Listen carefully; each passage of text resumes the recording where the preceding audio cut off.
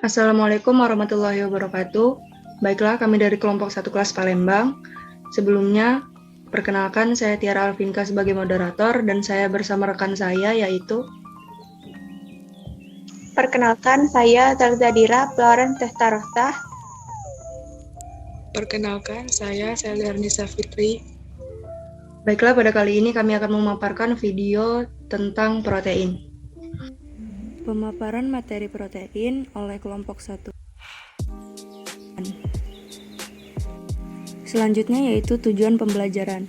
Yang pertama, untuk dapat mengetahui manfaat dari protein dalam kehidupan.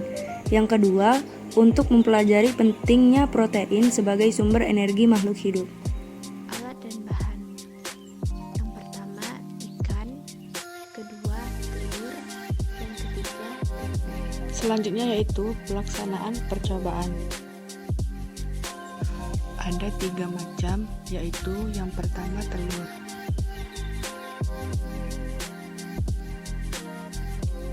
Yang kedua ikan.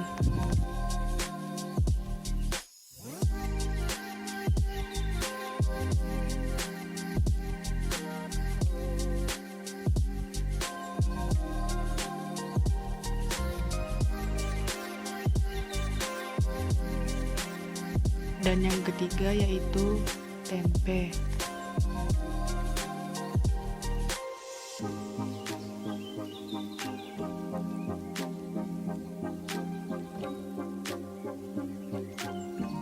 Yang pertama yaitu pendahuluan.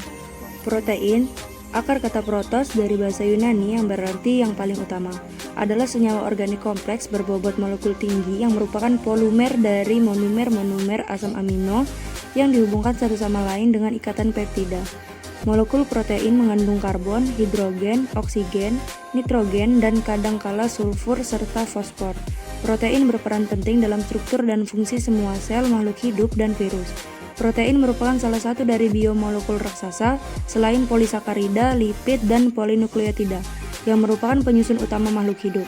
Selain itu, protein merupakan salah satu molekul yang paling banyak diteliti dalam biokimia. Protein ditemukan oleh John Jacob Berzelius pada tahun 1838. Teori dasar. Protein merupakan komponen utama dalam semua sel hidup. Senyawa ini terutama berfungsi sebagai zat pembentuk struktur sel. Misalnya dalam rambut, wol, kolagen, jaringan penghubung, dan membran sel. Selain itu pula, dapat berfungsi sebagai zat yang aktif, misalnya enzim, hormon, hemoglobin, toksin, antibodi, dan protein yang terikat pada gen. Protein umumnya terdiri dari 20 jenis asam amino. Asam amino mempunyai sifat asam yang basa yang unik karena memiliki sekaligus gugus asam dan gugus basah. Berdasarkan sifat-sifat tersebut, kita dapat melakukan pemisahan, identifikasi, dan penentuan jumlah asam amino dalam campuran, bahkan menentukan komposisi asam amino dalam suatu protein. Pembahasan. Protein merupakan zat makanan yang paling kompleks, terdiri dari karbon, hidrogen, oksigen, nitrogen, sulfur, dan biasanya fosfor. Protein sering disebut zat makanan bernitrogen karena merupakan satu-satunya zat makanan yang mengandung nitrogen. Menurut sumbernya, protein dibagi menjadi 2 golongan, yaitu protein nabati dan hewani. Protein nabati ialah jenis protein yang berasal dari tumbuhan, sedangkan protein hewani merupakan protein sempurna karena mengandung asam amino lisin dan metionin yang diperlukan dalam pertumbuhan dan perawatan jaringan. Menurut Murtijo 2003. Yaitu kesimpulan. Protein merupakan suatu zat makanan yang sangat penting bagi tubuh, karena zat ini berfungsi sebagai zat pembangun dan pengatur.